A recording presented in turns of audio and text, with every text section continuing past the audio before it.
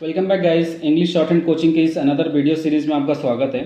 तो ये हमारे शॉर्ट हैंड का 14 वीडियो सीरीज़ है। तो हम लोगों ने पिछले वीडियो में जो भी छोड़ा था उसको आज हम लोग कंप्लीट करेंगे, लेकिन उसको देखने से पहले मैं वो पिछली वीडियो में ही वो चीज़ देखने वाला था जो अभी आज मैं बताने वाला हूँ। एक्चुअली हम लोग ना एक चीज़ सीखेंगे जो कि एक बहुत ही इम्पोर्टेंट है, क्योंकि हम लोग जिस लेवल तक अभी पहुँच चुके हैं इस लेवल में हमें वो चीज़ जानी चाहिए। ये बहुत ही महत्वपूर्ण चीज़ है। तो उसके पहले हम लोग कुछ फ्रेज देखेंगे जो मैंने पिछली वीडियो में मुझे करवा देना चाहिए था, जो कि मैंने नहीं करवाया था।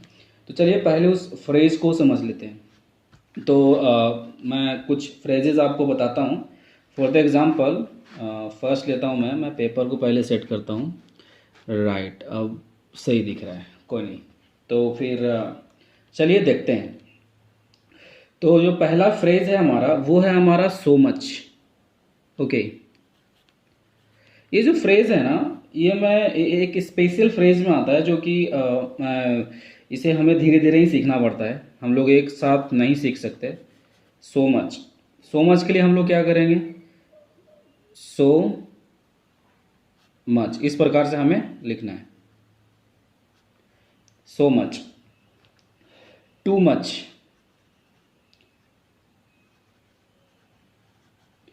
टू मच के लिए क्या करना है? टू जो हम लोग स्मॉल टिक में लिखते हैं ना, इस प्रकार से स्मॉल छोटा, और एम के लिए और चा के लिए टू मच स्मॉल लिखेंगे, टू मच। ओके, देन ये जो है ना लाइट में है, ज नहीं है, ये मैंने डार्क में लिखा है, लेकिन आपको लाइट में लिखना है इस प्रकार से, टू मच, ताकि आपको अच्छे से समझ में आ जाए। नेक्स्ट हम लेते हैं as much as.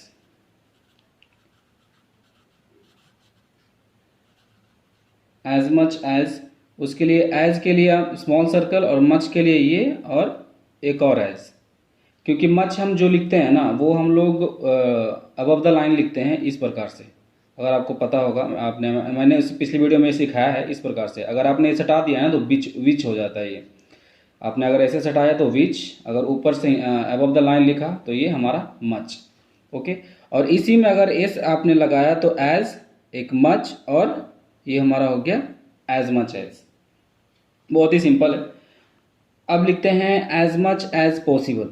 Okay, as much as possible, as much as possible. तो इसके लिए हम लोग क्या करेंगे?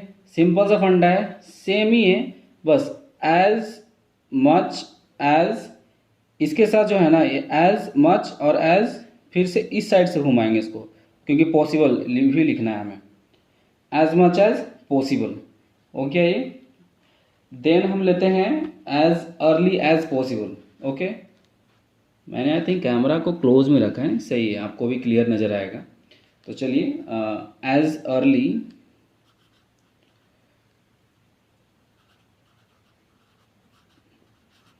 As early as possible,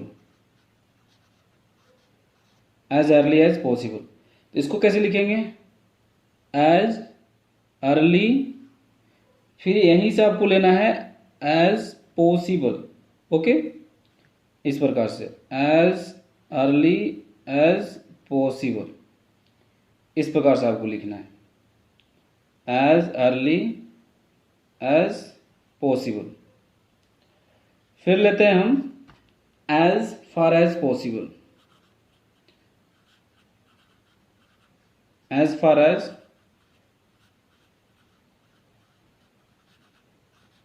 possible, as far as possible, same as far as possible. Okay, बहुत ही सिंपल है, आपको ये प्रैक्टिस करना है। एज के लिए सेमी सर्कल, ये सर्कल हो गया small circle, sorry semi circle नहीं है, स्मॉल सर्कल, और एफ और आर, और फिर पॉसिबल। ओके, तो ये हमारा कुछ स्पेशल फ्रेजेस थे जो कि हमें पिछली वीडियो में ही देख लेना चाहिए था, लेकिन हम लोगों ने नहीं देखा था। मैं थोड़ा, मुझे ध्यान से उतर गया था कि मुझे बताना चाहिए, लेकिन कोई नहीं दोस्तों, अभी आप लोगों ने जान लिया है, और आई थिंक आपने वो बुक भी आपने परचेस कर लिया ही होगा, जिससे आप आराम से प्रैक्टिस कर सकते हैं। तो दोस्तों जो मैं पिछली वीडियो में मुझे एक चीज़ और बतानी चाहिए थी, वो है एक बहुत ही इम्पोर्टेंट, जो कि मैं अभी बता देता हूँ। हम जो भी अभी तक हम लोगों ने सीखा है, वो है हम लोगों ने जितने भी हम लोग सुनते हैं कॉन्सोनेंट, तो वो कॉन्सोनेंट तो लिखते ही हैं, और वॉवेल जो उसमें आते हैं वो हम लोग यूज करते आ रहे हैं अभी तक। ओके। तो जैसे कि अगर मैं एक एग्जाम्पल के रूप से अगर लूँ, तो मैं एक ले सकता हूँ। मैं अगर एग्जाम्पल में बताऊँ, अगर हम लोग को लिखना है, सॉरी,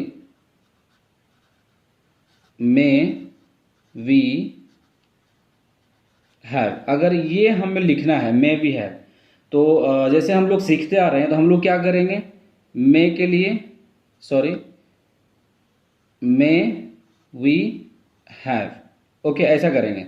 और मे के लिए ना ए वाला जो सेकंड प्लेस है डार्क में, वो हम यहाँ पे वॉवेल डालेंगे। तो ये जो वॉवेल हम लोगों ने डाला ना, ये हम लोग करते आ रहे हैं पहले से ही, कि हम लोग अगर वॉवेल आ रहा है तो हम लोग यूज करते हैं। लेकिन अब से क्या करेंगे ना हम लोग, क्योंकि अगर देखा जाए तो अगर आप वॉवेल का इस्तेमाल हर एक पॉइंट पे करेंगे ना, अभी तो एक ही वॉवेल आया, अगर किसी शब्द में वॉवेल बहुत सारे आ गए, लाइक एक्सचेंज, तो ऐसे सारे वर्ड है जहाँ पे आपको वॉवेल बहुत सारे यूज करने को मिलते हैं। तो हम लोग ऐसा प्रैक्टिस करेंगे ना कि हमें ये वॉवेल डालने की ज़रूरत नहीं हो। देखो फ्रेंड्स, हम लोगों ने दो तरीके से वॉवेल पुट करना सीखा है। एक तो वॉवेल पुट करना, और एक place, place, vowel place, like on the line, on the line, above the line and through the line, like on the line, above the line and through the line. तो हमने तीन तरीके से vowel put करना सीखा है। तो जो वॉवेल पोजीशन है ना, इस वॉवेल पोजीशन का हम लोग अब इस्तेमाल करेंगे। तो अब से हम लोग इस जो वॉवेल है ना, ये पुट करना हम लोग कम करेंगे। लेकिन नहीं, ऐसा नहीं मैं बोल रहा हूँ कि आपको वॉवेल यूज ही नहीं करना, यूज करना है जब लगे आपको कि नहीं यहाँ पे यूज करना बहुत ही इंपॉर्टेंट है, अदरवाइज हमें पढ़ने में स्टॉक प्रॉब्लम हो सकती है, समस्याएं आ सकती है आफ्टर राइटिंग योर आउटलाइंस। तो गाइज, मैं क्या करता हूँ ना कि आपके बेटर अंडरस्टैंडिंग के लिए मैं एक कुछ सेंटेंस लेता हूँ, और मैं उस सेंटेंस को विदाउट वॉवेल में यूज करके दिखाता हूँ कि कैसे हम पोजीशन वैल्यू का इस्तेमाल करते हैं। And we can also write any sentences without using vowel with the help of position vowel. Okay. तो चलिए, मैं हम लोग कुछ सेंटेंसेस को मैं लेता हूँ, और मैं उसको पहले इंग्लिश में लिखता हूँ ताकि आपको समझ में आ जाए। मैं थोड़ा इसको सेट करता हूँ ऊपर में ताकि आपको अच्छे से समझ में आ जाए। एक सेकेंड, हाँ, चलिए, ये सही है। तो मैं कुछ लिखता हूँ यहाँ पे इंग्लिश में पहले। When can you ship the acid you sold to us, okay, last month, okay, last month. When can you ship the acid you sold to us last month? आपको लास्ट नहीं दिख रहा है, अभी दिख रहा है, हाँ, नहीं दिख रहा है, यह लास्ट है दोस्तों। ये जो लास्ट में आपको दिख रहा है ना, टू अस के बाद लास्ट है। आगे देख लेते हैं। We are as busy as we can be, okay. तो इतना हम लोग लिखते हैं इसको शॉर्ट हैंड में विदाउट यूजिंग वॉवेल। ओके, तो इतना काफ़ी होगा समझने के लिए। तो when can you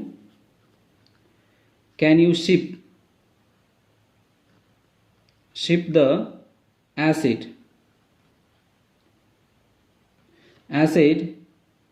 you sold to us last month, okay, last month. और क्वेश्चन मार्क के लिए आपको पता है क्या करेंगे, ये then we are as busy, we are लंबा करेंगे इसको इस प्रकार से, we are as busy, you know B का लिए आपको डार्क लिखना पड़ेगा, और ये हो गया हमारा बिजी इस प्रकार से। ये जो पेंसिल है ना, ये पेंसिल ही काम नहीं आता इसमें दोस्तों। ये पेंसिल जो स्टेनो का जो ग्रीन वाला पेंसिल होता है ना, वो अच्छा काम करता है।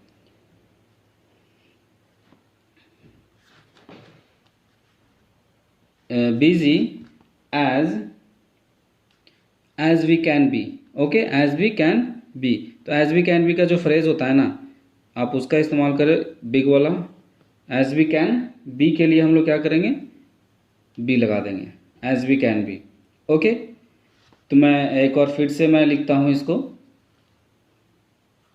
When can you ship the acid you sold to us last month,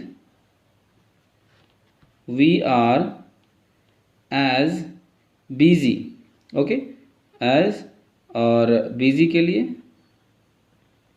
as busy as we can be, okay। ये हमारा हो गया विदाउट यूजिंग वॉवेल। तो हम लोग इसको कैसे समझेंगे, देखो आप, वेन के लिए तो हमें पता है, ये हमारा एक ये है शॉर्ट फॉर्म है। कैन यू के लिए तो कोई प्रॉब्लम नहीं है, इसमें कुछ वॉवेल का इस्तेमाल तो है नहीं। हाँ, बात रही शिप द में, ओके। शिप के लिए हम लोग क्या किया हम लोगों ने, तो जो आई के लिए हम लोग क्या करते हैं, हम लोग क्या करते हैं, वॉवेल यहाँ पे डालते हैं। आई के लिए लाइट में थर्ड प्लेस वॉवेल, शिप के लिए एस एच के बाद। लेकिन हम लोगों ने क्यों नहीं डाला, हम लोग यहाँ समझ सकते हैं इसको कि एस एच और पी है, तो जो थर्ड प्लेस वॉवेल है वो थ्रू द लाइन होता है। तो मैंने एस एच को थ्रू द लाइन लिखा है इस प्रकार से, ओके, सॉरी, इस प्रकार से, ओके, शिप द। तो जब थ्रू द लाइन लिखे तो हम लोग को ये समझ में आता है कि नहीं, ये थर्ड प्लेस वॉवेल है, या तो आई होगा या तो ई ए होगा, ओके। तो इससे आपको समझ में आ जाएगा। और बात रही एसिड की, तो एसिड में हम लोगों ने क्या किया, आई के लिए हम लोगों ने एक वॉवेल डाला यहाँ पे, लेकिन हम लोग को ए के लिए ना यहाँ पे भी हमें एक वॉवेल पुट करना होता चाहिए था, लेकिन हम लोग नहीं भी डालेंगे तो हम लोग को ऐसा समझ में आ जाएगा कि हम लोगों ने ये फर्स्ट प्लेस पे जब एस को डाला है तो ए ही होगा, ए या आ होगा। तो अगर हम लोगों ने लाइट डाला है तो ए होगा, और अगर डार्क डाला है तो आ होगा, ओके। लेकिन यहाँ पे नहीं भी डालेंगे तो पता चल जाएगा हमें ये through the third place vowel से कि आई है तो एसिड ही होगा। और इसको समझने के लिए ना एक और बात है कि जब आप कोई भी सेंटेंस आप सुनते हैं स्पीच में, तो इससे एक आइडिया हो जाता है कि आपने क्या लिखा है। तो जब आप इसकी प्रैक्टिस करेंगे ना इस प्रकार से, तो फिर आपको कोई प्रॉब्लम नहीं होगा। अभी आपको लग रहा होगा कि हम लोग कैसे पढ़ेंगे, लिखने के बाद कैसे समझेंगे, क्योंकि बहुत सारी अगर हम लोग एक स्टॉक लिखते हैं तो उसका मतलब बहुत तरीके से निकलता है। जैसे कि हम लोग, मैंने लिखा है सोल्ड, ओके, सोल्ड के लिए क्या करेंगे, सोल्ड, तो इसे हम सेल्ड भी बोल सकते हैं। सो ओ हमारा सेकंड प्लेस वॉवेल है, ओके, ई हमारा सेकंड प्लेस वॉवेल है ना। इसका मतलब हम इसे अलग अलग तरीके से पढ़ सकते हैं, लेकिन इसको हम लोग सही तरीके से कब पढ़ेंगे, जब हम एक स्पीच को सुनते हैं। अगर आप बुक से प्रैक्टिस करेंगे ना, जब आप शॉर्ट हैंड कॉपी करेंगे लिखा हुआ शॉर्ट हैंड बुक से अपने नोटबुक में, तो वो थोड़ा आपको समझने में थोड़ा प्रॉब्लम होगा। लेकिन आप एक बार उसे भी एक बार समझ लेंगे ना, पढ़ लेंगे, तो फिर आपको प्रॉब्लम नहीं होगा। अगर वही ये चीज़ अगर कोई स्पीच में बोलता है और उसे आप अपने शॉर्ट हैंड में लिखते हैं, तो बाद में आपको पढ़ने में कोई प्रॉब्लम नहीं होगा। लेकिन हाँ, अगर ये शॉर्ट हैंड बुक में लिखा हुआ है, इसको आप कॉपी करके अगर आप चाहें कि इंग्लिश में ट्रांसफॉर्म करें, तो वहाँ आपको समस्याएं आएगी, क्योंकि बुक ने किस एंगल से लिखा है और क्या मतलब से लिखा है वो आपको समझ में नहीं आएगा। लेकिन हाँ, अगर एक सेंटेंस और एक स्पीच सुन के अगर आप लिखते हैं अपनी शॉर्ट हैंड में अपने तरीके से, तो वो आपको 100% समझ में आएगा। तो इसके लिए कोई टेंशन नहीं लेना है, ये आपको प्रैक्टिस करना है और जैसे मैंने बताया है ना वैसे आप प्रैक्टिस करें। तो चलिए, तो ये आपको समझ में आ गया होगा कि हमें कोई भी स्टॉक और कोई भी सेंटेंस विदाउट यूजिंग वॉवेल हम लोग लिख सकते हैं, तभी हमारा जाकर के स्पीड आएगा। ओके, तो ये आपको अच्छे से समझ में आ गया होगा। तो हम लोग चलते हैं नेक्स्ट चैप्टर, जो कि हम लोगों ने हाविंग को पिछले वीडियो में आधा छोड़ा था, आज उसको हम लोग इस वीडियो में कंप्लीट करते हैं। तो चलिए आगे देखते हैं। तो चलिए दोस्तों शुरू करते हैं। हाविंग हम लोगों ने जहाँ तक छोड़ा था वो आज हम लोग आगे का कंप्लीट करते हैं। तो इसके कुछ रूल्स है, समझ लेते हैं। तो रूल्स ये है कि जो हाविंग है, जो मतलब हाफ स्टॉक लिखते हैं हम TOD को रिप्रेजेंट करने के लिए, तो उसमें जो थर्ड प्लेस वॉवेल को हम इंडिकेट करने के लिए हम लोग क्या करते हैं, किसी भी स्टॉक को थ्रू द लाइन लिखते हैं। लेकिन जब हाविंग का इस्तेमाल करना हो तो हम स्टॉक को थ्रू द लाइन नहीं लिखते हैं, क्योंकि वो पहले से ही आधा है और उसको अगर पूरा समझ के थ्रू द लाइन लिखेंगे तो हमें समझने में प्रॉब्लम होगा, क्योंकि कन्फ्यूजन होगा, क्योंकि हम लोग through the line already use करते हैं। अगर इसको भी यूज करेंगे तो फिर प्रॉब्लम होगा। तो एग्जाम्पल में देखते हैं, अगर ये लिखना है ईस्ट, ओके, ईस्ट, तो इसे हमें सिंपल सा जो हाविंग है ना, इस प्रकार से हम यहीं पे लिखेंगे। थ्रू द लाइन हम लोग नहीं लिखेंगे इसको। अगर थ्रू द लाइन लिखना है तो हमें पूरा इस्तेमाल करना पड़ेगा। ओके, इस प्रकार से स और ट दोनों, और ई के लिए हमें थर्ड प्लेस यूज करना पड़ेगा। ओके, अगर हाविंग इस्तेमाल करना है तो हमें आधा और ई के लिए थर्ड प्लेस वॉवेल यहाँ पे डाल देंगे। ओके, थर्ड प्लेस वॉवेल डालने के लिए हाविंग को थ्रू द लाइन लिखने की जरूरत नहीं है। सेकेंड एग्जाम्पल लेते हैं, फिट। फिट के लिए क्या करेंगे, अगर हमें पूरा स्टॉक के साथ लिखना है तो थ्रू द लाइन, क्योंकि थर्ड प्लेस से वॉवेल आ रहा है, और टी के लिए ये, सॉरी, टी के लिए ये। तो और आपको पता है कि थर्ड प्लेस वॉवेल डालने के लिए हम लोग क्या करते हैं, एफ के बाद नहीं, अगर सेकंड जो स्टॉक है उसके पहले हम लोग डालते हैं। तो इसके पहले हमारा ये हो गया, ये डार्क में फिट। लेकिन हमें हाविंग के थ्रू से हमें इतना लिखने की जरूरत नहीं है। हम सिर्फ अगर आधा एफ लिखते हैं इस प्रकार से तो हमें इतना से ही काम हो जाता है। बस थर्ड प्लेस वॉवेल यहाँ पे डाल देना, ये हमारा हो गया फिट। वही अगर FIT की बात करें, FIT वाला फिट, तो सेम ही है, एफ सेम ही डालना है, लेकिन जो वॉवेल है वो लाइट होगा, आई वाला फिट। वही अगर सेकेंड एग्जांपल की बात करें, शीट्स, तो ACC में डाल देंगे, और जो थर्ड प्लेस वॉवेल है डबल ई वाला, ये डालेंगे। तो दोस्तों यहाँ तक आपको समझ में आ गया होगा। तो आगे चलते हैं। इसमें एक और पॉइंट है कि अगर कोई सिंगल स्ट्रोक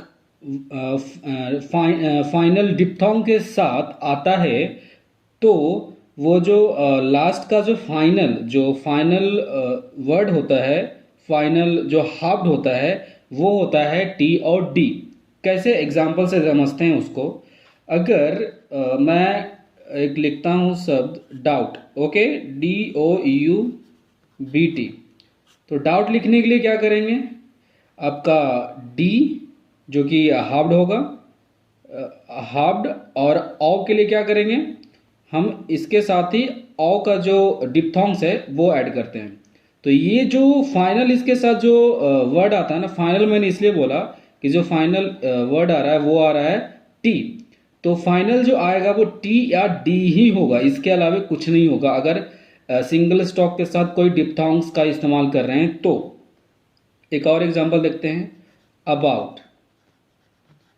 ओके, अगर अबाउट की बात करें तो हमारा फर्स्ट प्लेस में आएगा बी के लिए ये डालेंगे, और हमारा जो हाफ्ड है तो हाफ्ड तो पूरा नहीं डालेंगे हम, और आओ के लिए क्या करेंगे, ये, और आ के लिए ये, अबाउट। ओके, देन लिखते हैं BOWED, बोर्ड, ये हो जाएगा बी के लिए और औ के लिए।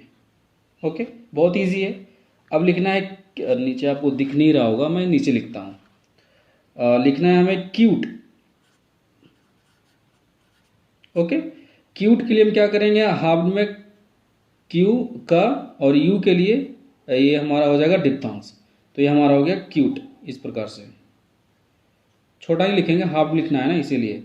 अगर आप पूरा लिखेंगे तो आपको पूरा समझ में आ जाएगा। Okay, issued, ISSUED, issued. तो हाफ में, और यू के लिए ये, और ये हमारा वॉवेल, इस प्रकार से इशूड। तो ये भी आपको समझ में आ गया होगा। तो चलिए हम लोग नेक्स्ट टॉपिक पे चलते हैं। नेक्स्ट जो इसका पॉइंट है वो लेते हैं। एक कन्फ्यूज़न आता है कि अगर लिखना हो शुड और लिखना हो एंड, तो ये दोनों में एक कन्फ्यूज़न आता है कि अगर आपने आर लिखना हो, आर के साथ एक हाफ भी डालना हो, तो आर को क्या हम हाफ लिख सकते क्या? अगर आर को हम इस प्रकार से हाफ लिखेंगे तो हमें क्या समझ में आएगा कि एंड हमने लिखा है। तो आर को अगर सिंगल लिखना है तो हम लोग हाफ में नहीं लिख सकते, क्योंकि इस हम लोग जो छोटे सा इस प्रकार से हम लोग जो इस्तेमाल करते हैं वो एंड के लिए इस्तेमाल करते हैं। और अगर हम ऑन द लाइन लिखते हैं इस प्रकार से, आर को आर और टी समझ करके, तो हम इसे, हम लोग अपनी जो हम लोगों ने पढ़ा है इसे हम शुड लिखते हैं, स्मॉल में शुड। तो हम लोग आर टी नहीं इसको पढ़ सकते। अगर आर टी लिखना हो तो हम इस प्रकार से और इस प्रकार से हम हाफ का इस्तेमाल करके नहीं लिख सकते। तो कभी भी अगर आर को सिंगल लिखना हो, अलोन लिखना हो, अगर आर अलोन स्टैंड करता हो, तो हम आर टी का हम लोग हाफ नहीं बनाते हैं, हमें पूरा लिखना होता है। फॉर द एग्जाम्पल लेते हैं हम लोग। एग्जाम्पल से ऐसे समझ में आएगा। हम लोग लिखना है रेट। ओके, तो आर टी है तो हम लोग हाफ तो लिखेंगे नहीं, तो हम लोग लिखेंगे कैसे? आर के लिए पूरा और टी के लिए पूरा, और सेकंड प्लेस आई के लिए रेट। ओके, तो हमें पूरा लिखना है। आर को हम अगर सिंगल स्टैंड कर रहा है तो हमें हाफ में इसको नहीं लिखना है, ये हमेशा ध्यान रखें। अदरवाइज आपको कन्फ्यूजन होगा कि शुड लिखा है या फिर आपने एंड लिखा है, क्योंकि दोनों सेम ही होता है। अगर आपको लिखना है राइट, नीचे मैं लिखता हूँ आपको समझ में आएगा, RIGEST। ओके, आई के लिए हमारा डिप्थोंग से फर्स्ट प्लेस में, तो इस प्रकार से, ना कि हमें इस प्रकार से लिखना है, इस प्रकार से, ये गलत होगा, ये समझ में ही नहीं आएगा आपको कि आपने क्या लिखा है। तो ये हमेशा ध्यान रखें। आपको लिखना है रोट, WROTE। ओके, तो रोट के लिए हम लोग क्या करते हैं, सेकंड प्लेस में आता है और टी, ये आपका। Okay, road.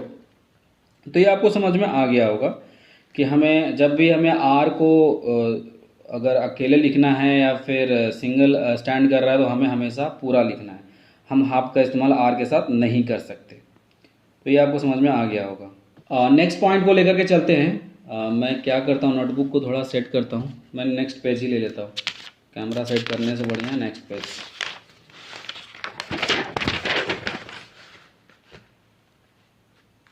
ओके, बढ़िया। तो नेक्स्ट टॉपिक, नेक्स्ट जो पॉइंट है इसका, नेक्स्ट पॉइंट है कि कुछ ऐसे वर्ड होते हैं ना, कुछ ऐसे वर्ड्स होते हैं जो कि हाफ का इस्तेमाल हम लोग नहीं कर सकते। ओके, अगर हम लोग हाफ का इस्तेमाल करें तो समझ में ही नहीं आएगा कि आपने हाफ लिखा है या फुल लिखा है। ओके, तो हाफ और फुल समझने के लिए कुछ कुछ ऐसे शब्द हैं जिसको हमें पूरा लिखना पड़ता है। वो आपको प्रैक्टिस के टाइम पे आएगा, आपको क्या लिखना है नहीं लिखना है। तो मैं एक एग्जाम्पल, कुछ कैसे कैसे कैसे वर्ड्स होते हैं वो कुछ मैं एग्जाम्पल लेकर के आपको बता देता हूँ। फॉर द एग्जाम्पल आपको लिखना है फैक्ट। ओके, तो फैक्ट के लिए क्या करेंगे, अगर मैं पूरा अगर लिखना चाहूँ तो F, क और T, और आई के लिए ये हो गया हमारा ये लाइट में। Okay, first place. तो अगर हम इसको हाफ्ड में लिखते हैं तो कैसे लिखेंगे, फै और क और टी इसी में। ओके, तो आप एक ध्यान से देखें कि अगर आपने इसको अगर क और ट समझ रहे हैं ना, क और टी, के और टी समझ रहे हैं, सी और टी इसको समझ रहे हैं, सॉरी सी और टी समझ रहे हैं इस छोटे से स्ट्रोक को, तो आप बहुत बड़ा मिस्टेक करने जा रहे हैं।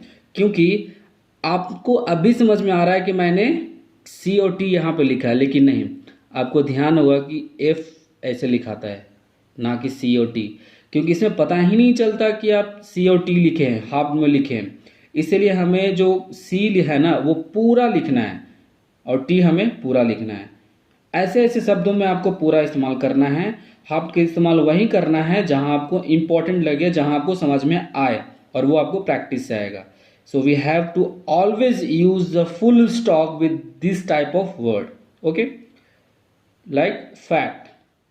आप वोवेल का इस्तेमाल ना करें, अगर आपको वर्ड पता है, आपने स्पीच सुना है, तो वोवेल का इस्तेमाल ना करें, लेकिन आप पूरा स्टॉक का इस्तेमाल यहाँ करें। यहाँ कभी भी हार्ड का इस्तेमाल ना करें, अदरवाइज आपको प्रॉब्लम हो सकता है। वही एग्जांपल एक और लेते हैं, इफेक्ट। ओके, तो इफेक्ट के लिए क्या करेंगे, सेकेंड प्लेस वोवेल है तो on the line, E second place और ई इफेक्ट। ओके, पूरा हमें इस्तेमाल करना है। वहीं लाइक्ड की अगर बात करें, LIKED। ओके, तो लाइक्ड भी हमें पूरा ही इस्तेमाल करना पड़ेगा, डी हमें पूरा करना पड़ेगा, और आई के लिए डिप्थॉन्ग्स लाइट। ऐसा आप कभी भूल के भी ना करें कि आपने एल लिखा और का इसी में डाल दिया, के और डी, तो ये आपको गलत होगा, क्योंकि ये एल होता है, ये के और डी इसमें कहाँ से आ गया। के और डी लिखने के लिए आपको पूरा लिखना पड़ेगा, तब आपको ये समझ में आएगा, लाइक्ड। ओके, तो ये आपको समझ में आ गया होगा अच्छे से। इस पॉइंट को भी आप अच्छे से समझ चुके होंगे। आप इसकी प्रैक्टिस अवश्य करें, क्योंकि ये प्रैक्टिस बहुत इंपॉर्टेंट है इसका। चलिए फिर नेक्स्ट पॉइंट की ओर चलते हैं। इसका जो नेक्स्ट पॉइंट है कि अगर कोई फाइनल वॉवेल जो है वो टी और डी को अगर फॉलो कर रहा है ना, तो उस कंडीशन में जो टी और डी का स्टॉक होगा वो पूरा का पूरा बनेगा, ना कि हम हाफ का इस्तेमाल करेंगे। एग्जांपल में देखते हैं, इसको मैं ऊपर कर लेता हूँ, पीटी। ओके, पीटी के लिए क्या करेंगे, पी, ये हमारा पी हो गया और ये टी, तो ये जो आई और ये जो है टी, पीटी, ये हम पूरा स्टॉक का इस्तेमाल करेंगे, ना कि पी के साथ छोटा सा एक हाफ इस्तेमाल कर देंगे। जब वॉवेल टी और डी के साथ फाइनल वॉवेल आ रहा हो तो हमें हमेशा फुल स्टॉक का ही इस्तेमाल करना चाहिए, ताकि आपको अच्छे से समझ में आए कि आपने क्या लिखा है। अगर बॉडी लिखना हो, सेम ऑ के लिए ये आपका ये हो जाएगा, और डी के लिए ये बॉडी। ओके, 40 लिखना हो, एफ, आर और टी। ओके, तो नेक्स्ट एग्जाम्पल देखते हैं। नेक्स्ट एग्जाम्पल की बात करें तो हम लोग लेते हैं विंडो।